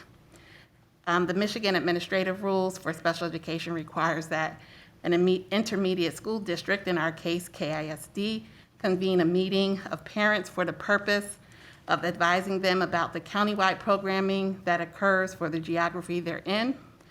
KISD fulfills this obligation by reaching out to each of the 20 local districts as well as their public school academies to request representation from each of the local districts, and then those are weighted based on the number of students these districts serve. GRPS currently has 4 seats. Parents, Ashley Adams is serving a term through 2022, Sarah Zuminski and Megan Wacker, whose terms do not expire until 2023. 1 seat was relinquished by Denise Barton. The board will need to appoint 1 representative. We reach out to our building principals and special education supervisors seeking recommendations. We ask them to provide names of individuals who are going to be conscientious critics of the district and community advocates. Today, we're recommending to appointment Hector Guillen, who will serve a term from 2021 to 2023. Currently, our parent on the PACE represent elementary and high school. And our southeast, they reside on the southeast side of town, northeast side of town, and also have students that participate in programming areas of CI or cognitive impairment, early childhood, SXI or multiple impairment, and also in our level 3 programming at Innovation High School. So once the board approves this recommendation, the name will be submitted to the Kent Intermediate School District, and the first PACE meeting for the 21-22 school year is October 4th, 2021. All right, thank you. Board members, do you have any questions? If not, I will entertain a motion for approval. So move. Support. Ms. Lewis, please call the roll. Dr. Baker? Yes. Ms. Davis? Yes. Dr. Flores? Yes. Ms. Grant's excused. Ms. Lewis, yes. Reverend Matias? Yes. Mr. Ross? Yes. Mrs. Williams? Yes. President Shaki? Yes. Motion carries. Thank you very much. Thank you. Mr. Guillen will be excited. Great. We welcome him. All right, Mr. Oberst, may I welcome you forward? The next two. First is our GRPS contract ratification.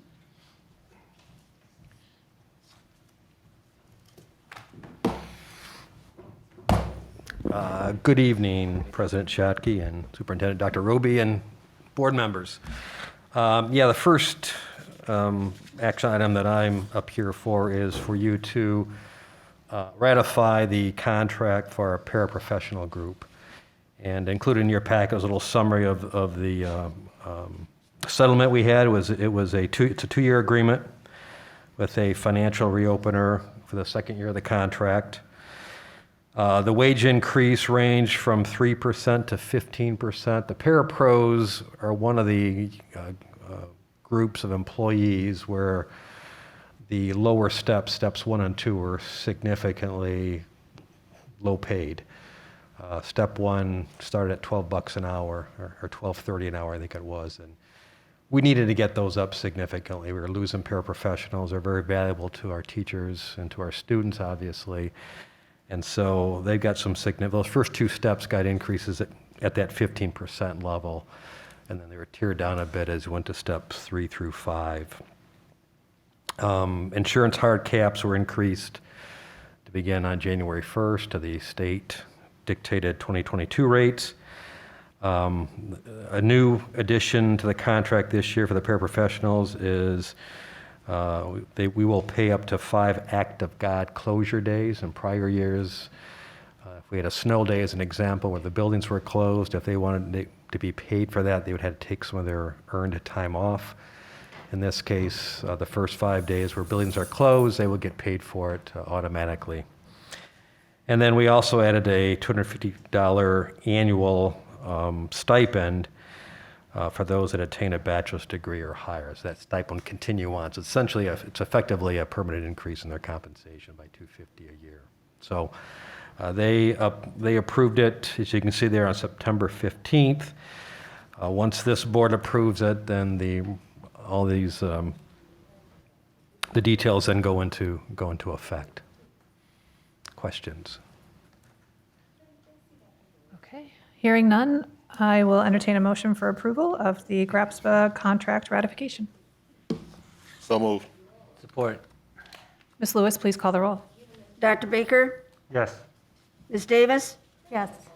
Dr. Flores? Yes. Grant is absent. Ms. Lewis, yes. Reverend Matias? Yes. Mr. Ross? Yes. Mrs. Williams? Yes. President Chouwaki? Yes. Motion carries. Thank you very much. Next is our bond refunding resolution. Back to you, Mr. Oberst. Thank you. Bond refunding resolution, very quickly. As part of the strategic plan that we are going through now, we've talked about rolling into this at some point a closer look at facilities and as it relates to the strategic plan itself, and what does that mean in facilities going forward. So, you have not made any decisions on that, but we fully expect there may be some decisions that will have to be made in the near term here. So for future planning, we're trying to maintain some additional significant bonding capacity if we decide that we may want to issue some additional bonds in the future to finance some newer upgraded facilities. So in order to do that, and in discussion with our financial advisor at PFM, they have suggested that we do a very small refunding of the 2016 bonds. That refunding is somewhere in the neighborhood of $4.95 million. That would give us additional flexibility over the next 8 years to, if need be, to issue up to $225 million of additional bonding for facilities. So this refunding saves the district money in the long term also of the remaining life of those 2016 bonds, which go through 2041. The resolution included in your packet it's a lot of legalese. Came from our bond counsel. We've been working with it Varnum for a number of years. It gives authority up to $10.5 million. I don't think it'll go that high. We built in some extra cushion because it depends on when we go to market with this and interest rates, those kinds of things. Because it's not a very large issue, as I said, right around $5 million, we anticipate doing a private placement on this as opposed to a negotiated bid, which we've done for larger ones.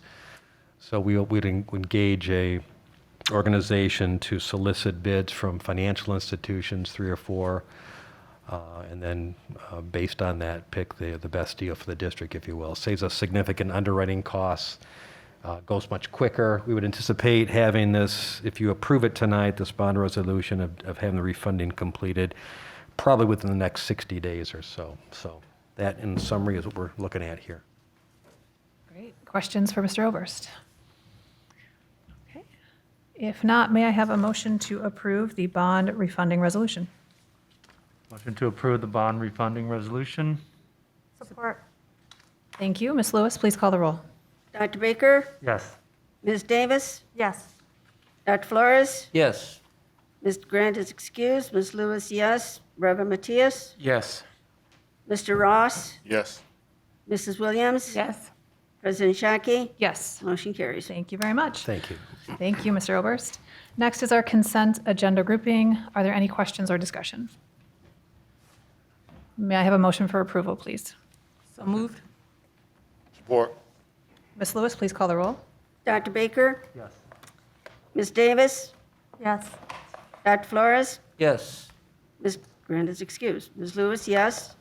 Reverend Matias? Yes. Mr. Ross? Yes. Mrs. Williams? Yes. President Chouwaki? Yes. Motion carries. Thank you very much. I do not have any announcements this evening, so we'll move forward into our public comment portion of the agenda. Ms. Lewis, will you please read our policy? If there is anyone present that is interested in giving public comment, there are 2 public comment sections on our agenda. The first one is public comment for board agenda items and the agendas are located by the comment cards. And the second opportunity is for commenting on non-agenda items. Please also read through our policy listed on the reverse side of the card for protocol. Please submit your card in the public comment bin, and our board assistant will collect them and bring them to my desk. Individuals be called on to the speaker's table one at a time to address the board during the subsequent public comment time. Public comment is limited to 3 minutes per person. You will need to state your full name before providing your comment. We will then start the timer at the beginning of your public comment and provide you with a 1-minute notice indicating 1 minute remains. You will need to complete your comment time upon being notified that the 3 minutes have passed. Board members do not respond to public comments. Concerns will be brought to the attention of appropriate staff. We value your input and thank you for sharing. All right, thank you, Ms. Lewis. All right, it's my pleasure to welcome forward Jake Walczak. Good evening, welcome. You guys, this is the reason why African American students are lacking, because you guys literally sit here and watch my 7-year-old son go through a 2-hour meeting and you guys do not give him the opportunity to speak. This is sad. He is sad. He came here to voice his opinion and you guys all sit here and ignore him. Okay. This is exactly why. And this is sad.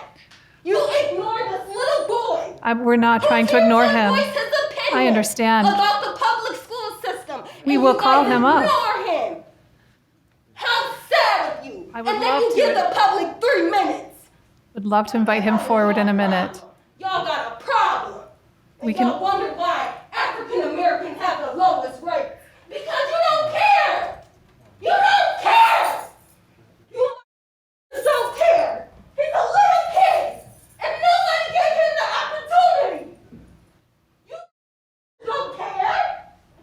That's a shame. 3 minutes? He couldn't get 3 minutes. But he can sit here for 2 hours. 2 hours. How dare you? This is Okay. shame. I understand the frustration when there are long meetings, absolutely. And it does take a while to get to public comment when we have a lot to go through on the agenda, so I understand. So again, I'll welcome forward our first public comment this evening. Jake Walczak, welcome forward.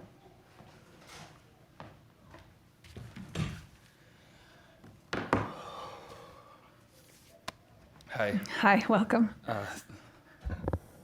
Thank you. Thank you. My name is Jake Walczak, and I don't know how to appropriately address you all, but I appreciate what you do, and I'm grateful for the opportunity to speak. I am a Grand Rapids public school Montessori father of 3 with 1 on the way, and I was asked by my 8 and 6-year-old sons to attend this meeting because, in their words, it is not illegal to share my opinion and that I should make an effort to get rid of masks in their school classroom. I am here to ensure that this board hears from its concerned citizens. I also happen to be a clinical laboratory scientist and have studied and am proficient in immunology, virology, and infection control. I understand there's currently a mandate put out by the KCHD regarding the use of masks in the classroom, and my one simple goal is to encourage you to not comply with this mandate and to instead empower parents to choose how they should keep their children safe. COVID poses almost no risk to our kids at all. 4.2 million children have tested positive for COVID, and a total of 0.008% of them have died. The real health issues facing our children today, according to the CDC, are accidental death, cancer, and suicide. The flu has a safe and effective vaccine available, but sadly, hundreds of children still die a year from that disease, and never have we ever considered making masks mandatory in school. If this was so deadly and dangerous, why do I need to be convinced by a health department or a government official? As far as the actual efficacy of a child wearing a mask, my 6-year-old can literally wring out the snot and spit and sweat from his mask after school, and we should all agree that this isn't doing anything to slow the spread. Yet you're satisfied to place this burden on children anyway, and why? It's not to keep the kids safe, because they are safe. It's not to keep the adults safe, because they can all get vaccinated if they want to. The dirty rags in my kids' faces aren't for the kids. They're for your security. They're your security blanket to uphold your image as virtuous, because unvaccinated kids are less likely to get sick than vaccinated adults. 1 minute. Thank you. I recognize that asking you to not comply could have more implications than I am honestly familiar with, but I will leave you with this quote from Martin Luther King. An individual who breaks a law that conscience tells him is unjust and who willingly accepts the penalty of imprisonment in order to arouse the conscience of the community over its injustice is, in reality, expressing the highest respect for the law. And I thank you for your time. Thank you very much for your comment this evening. I believe that was Raven Harris, but I would like to invite Raven forward. Okay, very good. Then I will invite forward Mary Bowens. Welcome, Mary.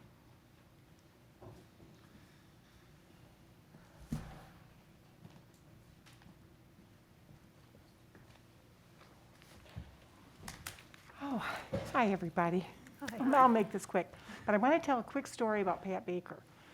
When she started teaching 50 years ago, my dad approached her in the copy room, probably a ditto machine room. Yeah. And told her she had to join the union. He was president of GREA at the time, so that's a story that she's told me about my dad. Good evening, everybody. I'm here to share some feedback that I'm getting from members concerning the staffing levels at GRPS. Staffing levels seem to be at an all-time low in all units in GRPS, and I don't believe that anyone would disagree with any of these statements. Our students deserve a clean classroom and custodians dedicated to their building. Our students with IEPs deserve to have endorsed teachers for their special needs. Our students with IEPs deserve to have classroom staffing levels to meet the state regulations and individual IEP requirements. Our students with health concerns deserve to have nurses available to them. Our students deserve enough nurses to keep up with the COVID-related issues in the buildings, like contact tracing, quarantining, contacting, and educating parents. Our students deserve the support staff that can work with them on their classwork, run the library, or tutor for extra help. Our students deserve a dedicated bus driver who can get them to school without having to do a double run or triple seat the students. Our students deserve enough staff to have a safe playground. Our students deserve a substitute teacher to be there when the teacher is out. Our students deserve school counselors and mental health professionals to support their social emotional needs. Our students deserve enough certified teachers to have reasonable class sizes and to avoid overloaded splits in elementary. 1 minute. Our students deserve lower class sizes in the early elementary grades to get them a good start in reading. Our students deserve smaller class sizes to allow for that relationship building with the teacher and the support staff for social emotional learning. Our students deserve smaller class sizes to facilitate differentiation and the ability to meet students where they are academically.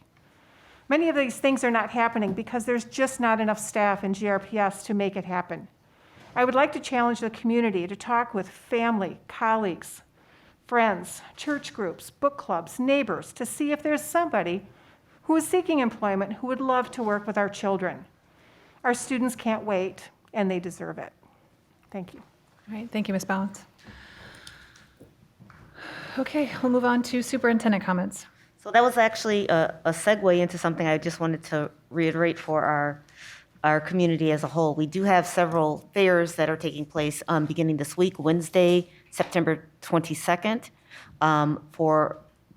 just to address some of those needs, because we want to make sure that our students do receive the supports that they deserve and that we have the appropriate staffing levels.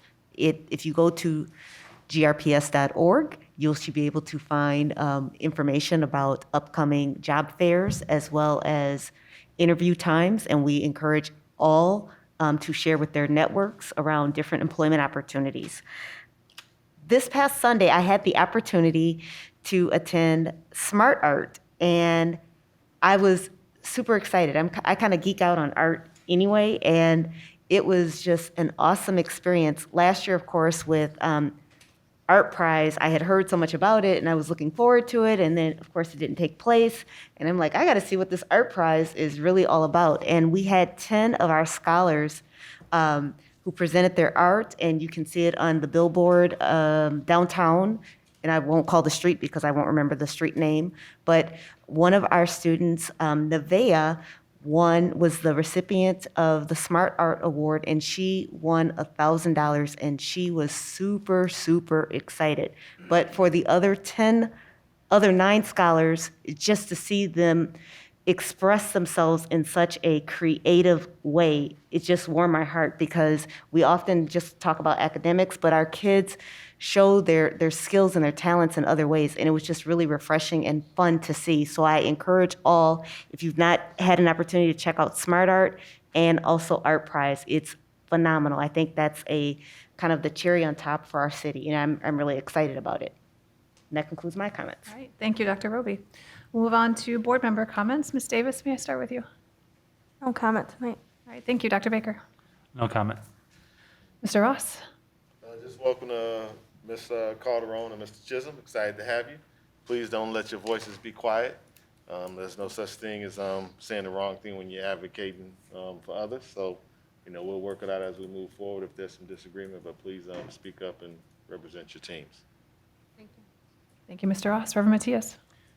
Yeah, I just had the privilege of being part of sitting in with a lot of what was presented from Greenway, with the 100 or so people that were there, community folks, and I sat next to a student. Man, was she smart! I mean, just very involved. Had a lot to say about her surroundings, her community, her context, and so. And many of the stakeholders there. So it was just really exciting to be part of that. And again, with public comments, I really appreciate people having the courage to come up, even in a situation when a parent is frustrated after 2 hours of waiting, but still is so critical. So I appreciate the involvement. Thank you, Reverend Matias. Dr. Flores? I'd like to also congratulate Patricia Baker. I had the opportunity to teach with her over at Central High School as a teacher, and what an amazing person she is. Kids did love her, and I had a conversation with her once at the Diddle Machine too, and she said, it wasn't Dr. Flores. She said, "Mr. Flores, don't take any crap." So she's got a spine, and I appreciate that too. And then I'd like to welcome you to Ms. Calderon and Mr. Chisholm. I'm hoping too to hear your voices, and that there is an opportunity for student voice here. So welcome. All right, thank you, Dr. Flores. Ms. Lewis? Yes. I don't usually wear T-shirts to school board meetings, but tonight I wear this T-shirt for my friend Alyssa Thomas, who passed away on August 25th. She taught 4th grade at Aberdeen and was my granddaughter's teacher. I got to know her when I went to read to her kids, and we always selected books about women and minorities. And I read several books about Ruth Bader Ginsburg, and we both admired her. And so Ms. Thomas gave me this T-shirt because she knew how much I respected Justice Ginsburg. Ms. Thomas was a true Grand Rapids Public School supporter. She started school at Huff Elementary, graduated from City High, went on to earn her teaching degree at Loyola in New Orleans. She returned then to Grand Rapids and started her teaching career at Martin Luther King, and spent her last 10 years at Aberdeen. Ms. Thomas was an active member of her church, the African American Methodist Episcopal Church, and her sorority, Alpha Kappa Alpha, the Theta Chi Omega chapter. Ms. Thomas is survived by her parents and her brother, in addition to the hundreds of children whose lives were made better by her presence in the classroom and the love and concern she showed for her kids. So I will wear this T-shirt, and I will always think of Ms. Thomas. She was a wonderful teacher, a good friend, and my girls loved her, and we will miss her. I'm sorry, That's okay. That is very much okay. Well, thank you for a beautiful tribute. All right, I have no comment this evening. The meeting is adjourned.